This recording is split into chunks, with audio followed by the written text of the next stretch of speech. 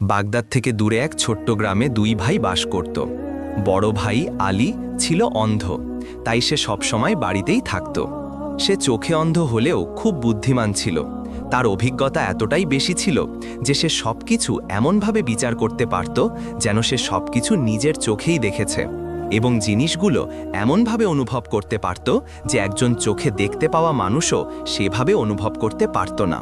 তার ছোট ভাই হাসান একজন কৃষক ছিল, যে নিজের জমিতে চাষবাস করত, কিন্তু খেতে পশুদের আসার কারণে ফসল নষ্ট হয়ে যেত। এতে হাসান খুব চিন্তিত ছিল। সে পশুদের তাড়ানোর অনেক উপায় চেষ্টা করেছিল, কিন্তু প্রতিবারই ব্যর্থ হতো। তবুও কোনো না কোনো পশু তার ফসল নষ্ট করে চলে যেত। একদিন তার মাথায় একটা বুদ্ধি এলো। সে ভাবল যে পশুদের ক্ষেত থেকে তাড়ানোর জন্য কেন নিজের বড় ভাই আলীর সাহায্য নেওয়া যাবে না, কারণ আলী অন্ধ ছিল। সে খেতে বসে পশুদের